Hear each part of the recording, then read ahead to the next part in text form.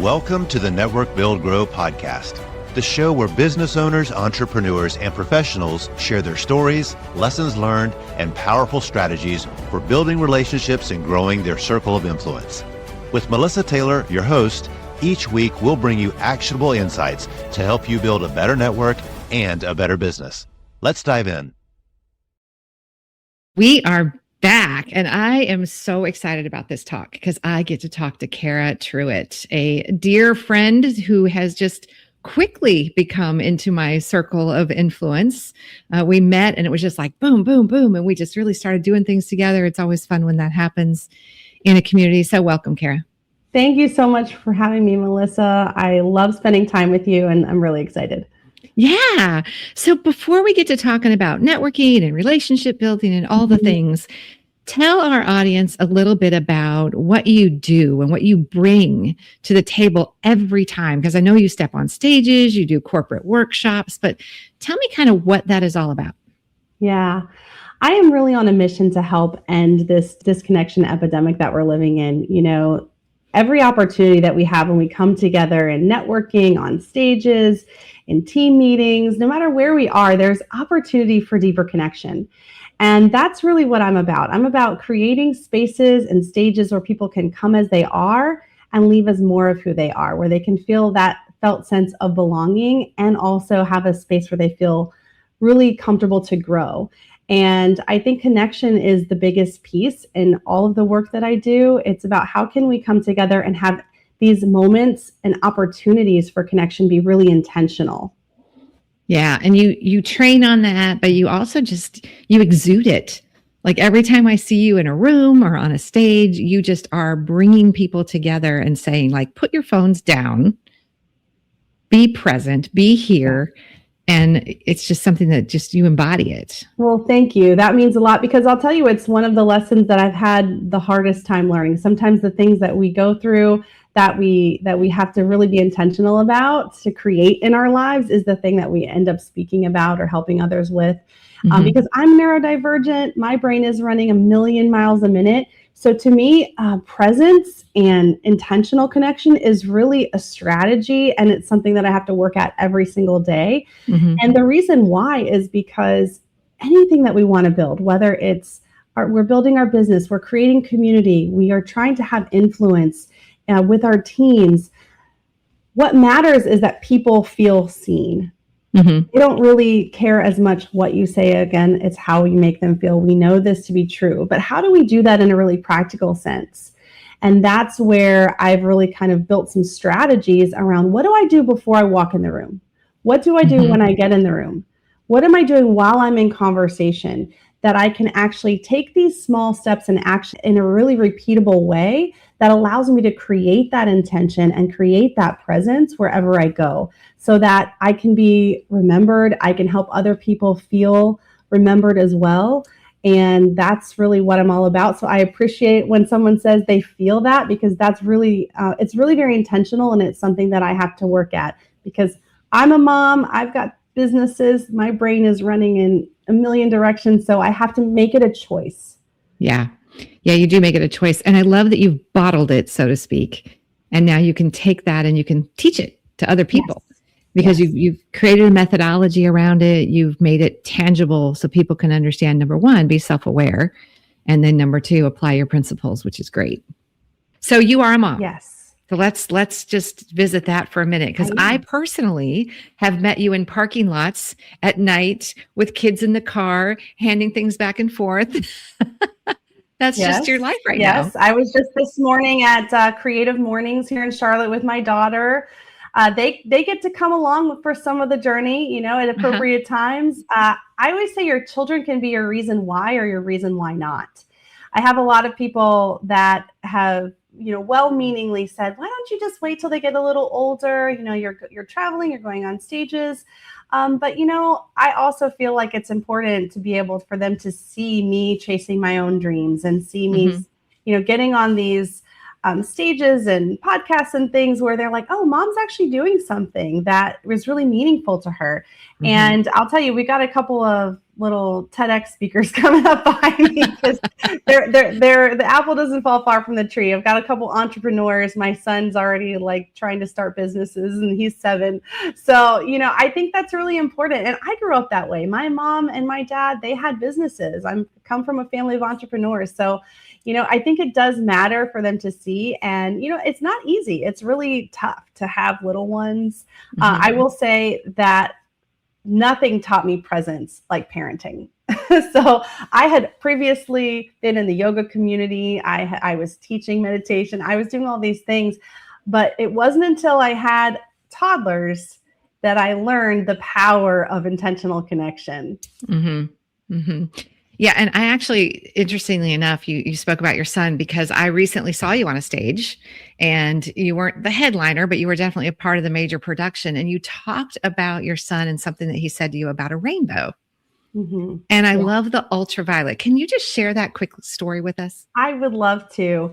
So we were, this was with TEDx Sugar Creek Women. I was hosting the event and the theme that we had chosen for the event was perspective. And so I shared this little story and to help us kind of see the power of perspective. And this was when we were riding in the car a couple weeks ago. And I was just trying to keep them off of screens, just talking to them, singing songs. And we started singing the colors of the rainbow. And so I went through all the colors of the rainbow and I got to violet, the last color. And that was the end of the song. And my son said, "Wait, Mom, don't forget about ultraviolet. You can't see it, but it's there. It's there. It's there." And I was like, wow, you know what? You're right. And that was such a powerful reminder from a child to me to remember, hey, even when you think you have the full picture, there's always another layer that you may not be able to see.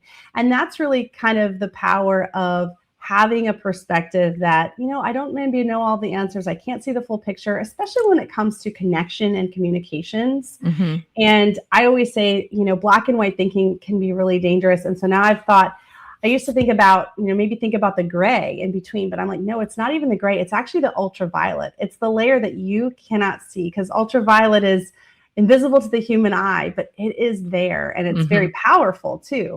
So that's the story that you heard me tell. And I've really kind of thought about it so many times since then as just sort of, how can we have this sort of ultraviolet thinking mindset? Yeah, I think that's a wonderful thing. So tell us a little bit before we jump into networking, tell us a little bit about your business because you do a lot. You do some coaching, you produce a TEDx show, but your bread and butter is really your corporate trainings and your keynoting. So tell us a little bit about what your topics are. Yeah, so I have a keynote that I talk about, again, the power of connection and how we can make an intentional connection within our businesses and really how can we build influence in a distracted world. So I talked a little bit earlier about the power of presence and overcoming distraction. So I have a keynote that I do as well as workshops that help people build presentations that really connect with people. So instead of speaking to impress, how can we speak to connect? And how can we build these intentional connection pieces all the way in from the time that we begin building the presentation? And then how can we do that through the delivery as well? So both workshops, and we have 2-hour, half day, full day. These go to all over the country on site. They go to, corporate conferences for breakouts. And then, of course, keynotes when those are appropriate. So I love being out in the community. And the reason why I'm focusing on corporate, I'll tell you, is because I think it's the place that gets overlooked the most when it comes to connection. Yeah, it we does. spend most of our time at work. So we often compartmentalize connection for other places, but we're missing the opportunity to say, how can I build connection into my daily life, even at work? And I always say I love when I work with a group, they go from being coworkers to community in one day. And that's really the rewarding part of doing those corporate workshops as sort of my bread and butter. Yeah, I love that. Coworkers to community. That's incredible. Yes. That's incredible. So networking obviously is a big part of what you do, not only to get business for yourself, but also really showing people how to even use that. So tell me, how has networking played an integral part in building your business? I've been networking in Charlotte for probably 25 years now, and it's it's everything. I think everything that I've built has been in relationship building. And I've switched industries multiple times. I've continued to stay in contact with some of the same people from those industries. And, it's just my favorite part of what I do is getting to go out and build relationships. And I can look back and see, from 20 something Cara to 40 something Cara, the way that I network differently now. And it's so easy for when we begin our networking journey to feel a sense of desperation, like we have to connect with as many people as possible to have an impact. And I think now when I look at it, I approach it really very opposite from that. I approach it from a very intentional standpoint.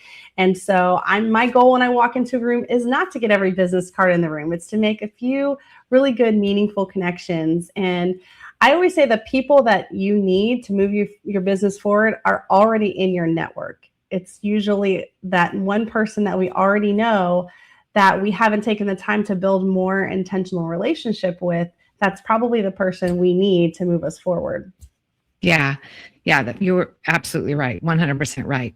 So tell us one of the ways that you encourage people to build that second layer of connection. Mm-hmm. So I have a framework that I call Choose the One. And one of the ways that I use this in a networking standpoint is when you walk into a room, instead of trying to talk to everyone, choose the one person that you feel drawn to and just have a conversation with them that's really intentional. While you're talking to them, have an intention. What's the one thing I can help them with? And then when you're done with that conversation, choose the one thing that you can do to intentionally grow that relationship. So that may be introducing them to someone else, but really having a focus that's on them. As you always say, Melissa, how can I help? And that's the number one thing I would say to do if you're looking into networking more, is just focus on find the people that you feel drawn to. And I say it specifically that way because sometimes the people that are going to be our best connectors are not people that are even in our same industry or that are someone we would likely collaborate with. But if you feel drawn to someone and if you notice, if you pay attention, you set an intention, I'm going to walk in and see who I feel drawn to, you'll notice it. And then that's probably going to be the person that's going to lead you either to an introduction or a friendship or something. Mm-hmm. And then, like you said, that can lead to this and this can lead to that. And then that's where you end up getting the magic of traction that you need. As I call it, net weaving, because you're not networking, you're net weaving really like the fabric of your business. And my favorite thing about networking is that the people that I have networked with over the years have really become my community. Again, it's all about community for me. And I could write a book about just the amazing connections that have come completely unexpected. And I always love asking people a question that's different from what do you do when you meet people. When you start asking people other questions like, what are you excited about? What brings you here? You start learning all kinds of things, and then you find those magical connections that you might know. And the best thing you can do for someone when you meet them is not to give them what you necessarily have to offer, but find out how you can help them, and then actually go back to your network, find one introduction that you can make for them, and choose that one person to introduce them to. Yeah, it is. That's really what it is. I mean, it's about connecting people to people. Connecting people to resources, like you said, building a community around you and helping. And in turn, that helps them build a community around themselves. And so that's where, and then the communities have these like a Venn diagram where all like overlapping our communities. And that's really where the magic happens. If you network for your business, you already know follow-up is everything when it comes to growing relationships and driving success. But here's the thing. Most of us want to follow up well. We just get stuck. Staying consistent, keeping it personal, making it stand out, it's hard. That's why I use NetEffect.io. It makes follow-up simple, cuts through all the noise, and helps me stay on top of every relationship without dropping the ball. I never miss a follow-up, and honestly, my network wouldn't be the same without it. So check it out. NetEffect.io. And right now you can use promo code NBG50 for 50% off of your first month. neteffect.io, your secret weapon to unforgettable follow-up. Tell us a little bit about the legacy that you're trying to leave for your kids and the mark kind of that you're making. That's a big question, Melissa. I know it's a big question. I really feel right now very strongly that my legacy has to do with them understanding that their voice matters and that others' voices matter. And just giving them the tools to empower them to use their voices and also to listen deeply to other people, and just knowing that they can have an impact and that they do matter. And, kindness is a big piece. I was very proud of my daughter yesterday. We were walking into kindergarten registration to sign her up. And as she's walking in the door, she takes the door handle and she says to herself out loud, okay, all I have to do is be kind and be brave. And she opened the door, and I was like, it was one of those parenting moments where like, okay, I feel like a hot mess most of the time, but I must be doing something right. Yeah. That's so cute. It's when you wish you had your camera on to get a film of that, but you'll never forget it. You'll never forget it. And kids say the darndest things, don't they? They do. Just out of the blue. My children teach me every single day. Yeah. So you have a 7-year-old and you have a child going into kindergarten. Yes. 4 years old and 7 years old. So you are in the throes of motherhood. Yes. Yes, you are. And building a business. I am. It's really nonstop. And, I have to practice what I preach and take those moments of presence and just, sometimes that means I have to reschedule an appointment. Sometimes that means, I have to just let something fall, but it's finding those moments and realizing that even if it's just a micro moment in the middle of the day where we stop and make eye contact and have that presence, that's what they remember. And they remember that mommy, time that they had, even if it's just so brief. It's really powerful. And we can take that lesson into our conversations with other people too. So many times I feel like, oh, we don't have time for connection. We're too busy. I can't get into like deep connection with you right now because I'm busy. And connection really isn't even about the amount of time that you're spending. It's about how present you are in that micro moment. And does the other person feel seen? And if you can make somebody feel seen, there's going to be a more meaningful connection. And that goes all the way from, when I'm picking up my kids at the bus to when I'm going into a meeting, and then when I'm coming back home talking to my husband. Presence is, I think, the most powerful thing that people think is something that you either just have or you don't, or it's like, oh, I need to be more present, like it's a feeling, but it's actually a choice. You just have to choose presence in those moments and not beat yourself up for all the times that you're not, because you're not. Distraction is our default. We're not going to be present all the time, but in every single moment that we can choose that and choose that one person to give our full attention to, it's really, really a gift. It's a powerful gift. It's a very powerful gift that you're giving to somebody else and yourself at the same time. It's like the gift that keeps giving. Yes, it is. All right, let's do some rapid fire networking questions. Okay. So yes, you stole one of them. One of them was, what do you say besides, so what do you do? And you gave us some really good examples. Yeah, what are you excited about? Yeah. My favorite. I know, me too. So I'm going to first thing that comes to mind. Ready? Okay. All right. What's one common mistake that people make when they go to an actual networking event? Trying to get all the business cards. Yeah. or just like walking up to someone and passing them a business card. Like that's why we're here. Yeah. Having a transactional I want mindset. like a handshake, not a business card. Yeah. Having that transactional mindset is really a no-no, right. Big time no-no. Okay. Here's another one. This one's perfect for you.